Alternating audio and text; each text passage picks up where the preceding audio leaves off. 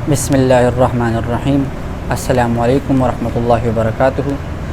मेरा नाम मोहम्मद साकिब है और आप देख रहे हैं जमा ब्लॉग्स। और आज की वीडियो में मैं आपके लिए कुछ इन्फॉर्मेटिव लेकर आया हूँ कि आप जानते हैं कि आप नमाज में जब क़याम करते हैं तो क़याम करना असल में है क्या आपको ये पता है कि अगर आप नमाज में सूरह फातिहा पढ़ रहे हैं या कोई आयत मिला रहे हैं या आप रुकू में जा रहे हैं, रुकू में आप सुभान रब्बियल अज़ीम पढ़ रहे हैं, तो वो पढ़ना क्या है?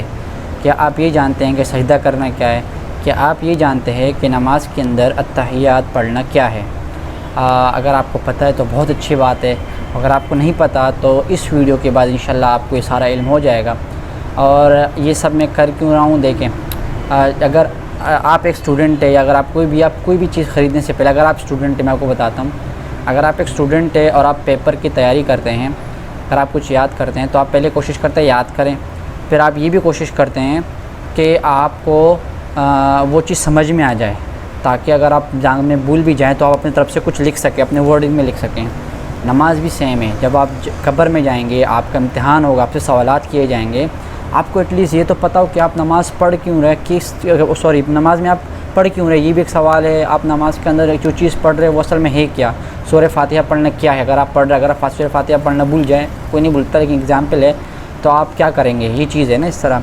तो इस तरह ये वीडियो मैं आपके लिए लेकर आया हुआ हूँ और आई होप सो कि वीडियो के बाद आपको ये सारी चीज़ें क्लियर हो जाएगी और आप इंशाल्लाह ये वीडियो आपके लिए बहुत इन्फॉर्मेटिव होगी। मेरी तरफ से ये वीडियो है। आपकी तरफ से क्या होगा कि अगर आपको ये वीडियो अच्छी लगे तो आप अपने दोस्तों के साथ भी शेयर करें, ताकि उनको भी ये बात पता चले। तो शुरू करते हैं। सबसे पहले मैं ये सारी चीज़ें, मुझे जो चीज़ें कंफर्म नहीं थी वो भी कंफर्म करके, ये सारी चीज़ें मैं 3 दिन से तकरीबन मैं इसके बारे में लिख रहा था। ज़ाहिर सी बात इतना आसान से नहीं हो सकता, थोड़ा बहुत।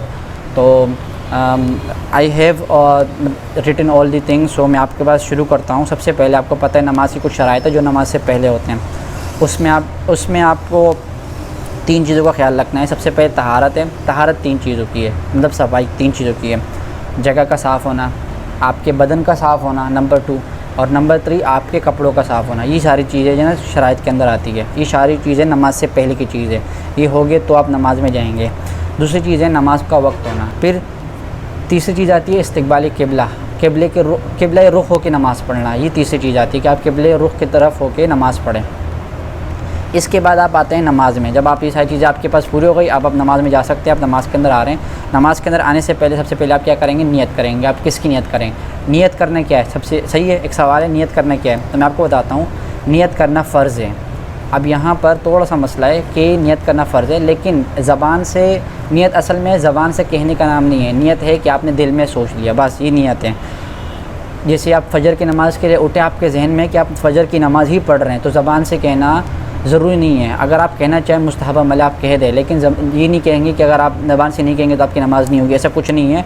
मैंने देखा है वे लोग खड़े होकर आधे घंटे नियत कर रहे होते हैं, ये मैं सुबह की नमाज़, ये 2 रकात सुन्नत और ये नफिल, पता नहीं क्या इतनी लंबी। तो ऐसा कुछ नहीं है।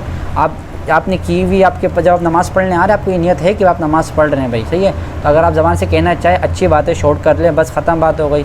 तो ये नियत करना फ़र्ज़ है, लेकिन नियत होनी ज़रूरी है, फ़र्ज़ है ये सारी चीज़। फिर नियत के बाद आप क्या कहेंगे? आप कहेंगे तकबीर तहरीमा, जो कि हम कहते हैं अल्लाहु अकबर, ये सही है। तो तकबीर तहरीमा करना क्या है? तकबीर तहरीमा करना फ़र्ज़ है।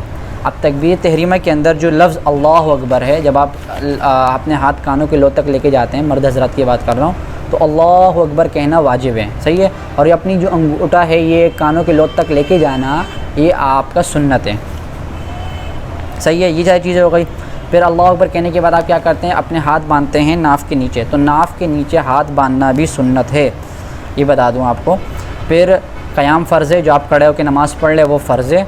और इस तरह फिर आप नमाज में दाखिल होने के बाद जब ज़िक्र करते हैं तो आप फिर क्या पढ़ते हैं? सना पढ़ते हैं आप, सना, ताउस पढ़ते हैं आप, तस्मीह, औज़ु बिल्लाह बिस्मिल्लाह पढ़ना। ये तीनों चीज़ें पढ़ना सुन्नत है। इसके बाद मुतलक क़िराअत करना जो है ना वो फ़र्ज़ है। कुरान शरीफ में से क़िराअत करना फ़र्ज़ है, सही है। लेकिन सूरह फातिहा पढ़ना जो कि हम पढ़ते हैं वो वाजिब है।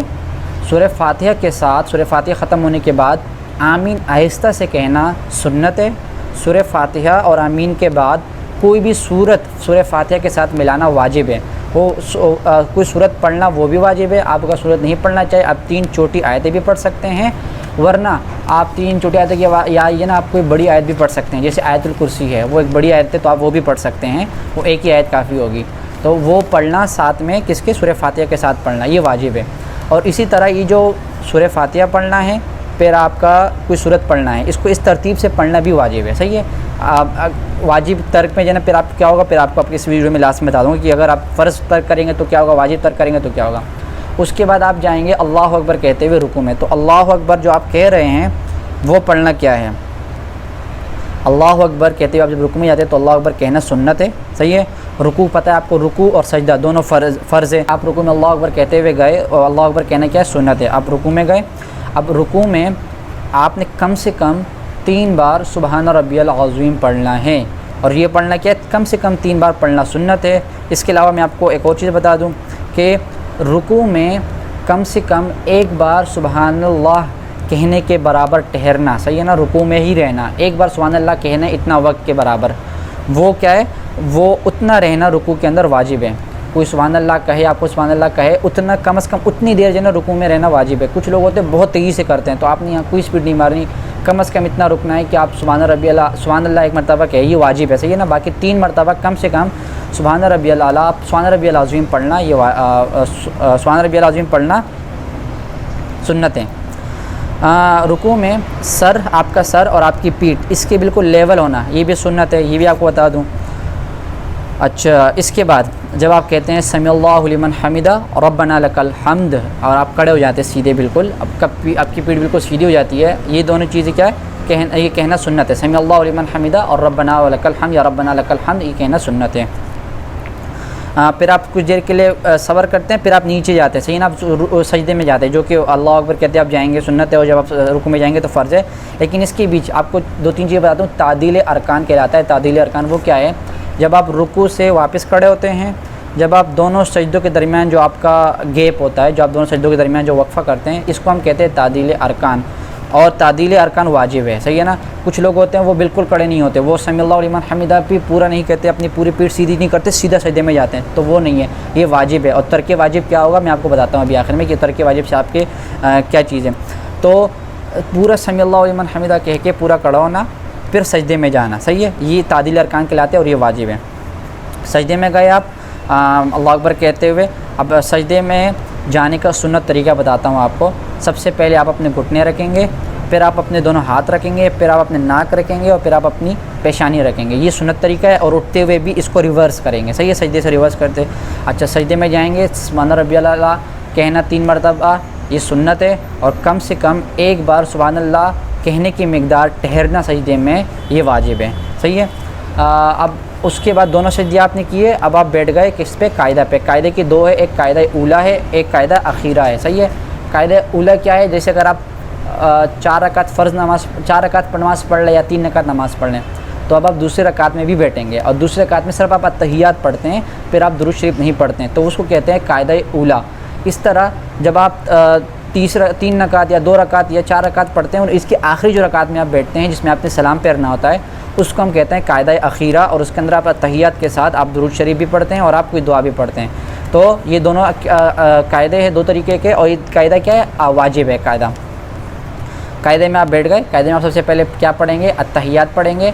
अत्तहियात के अंदर आप जो अत्तहियातु लिल्लाह पूरा पढ़ेंगे, और आपके जो आप उंगली उठाते हैं, अशहदु अल्ला इलाहा इल्लल्लाहु, यही है ना, हाँ, अशहदु अल्ला इलाहा इल्लल्लाह पर जब अशहदु अल्लाह पर उंगली उठाना, और अशहदु अल्ला इलाहा इल्लल्लाह पर उंगली वापस रखना, ये सुन्नत है। आपको ये चीज़ आपने जहन में रखनी है, सही है।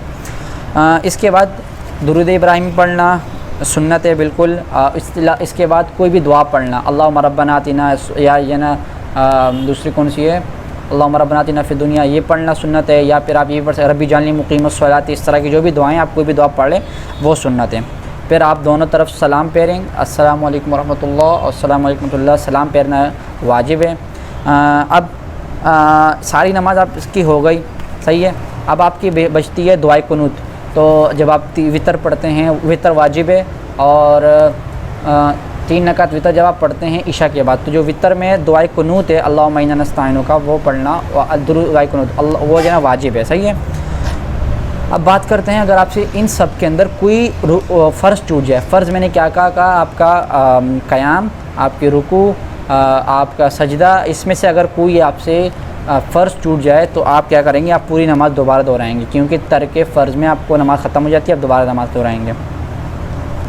लेकिन अगर आपसे कोई वाजिब छूट जाए तो आप नमाज़ दोबारा नहीं दोहराएंगे, आप सजदा सहा करेंगे, जो कि आप दोबारा सजदा करके दोबारा तहियत पढ़ते हैं, वो सजदा सहा करना। सही है। तो ये थी कुछ बातें, आई होप सो कि इसमें आपको कुछ ना कुछ हेल्प मिली होगी। अब आप एटलीस्ट आपको ये पता होना चाहिए कि आप पढ़ रहे हैं नमाज़, तो आप पढ़ के आ रहे हैं। सही है ना। बस ये नहीं कि अल्लाह बस मानो बिला जो आपने याद किया हुआ है वो आपने पढ़ते जाना, ख़त्म बात।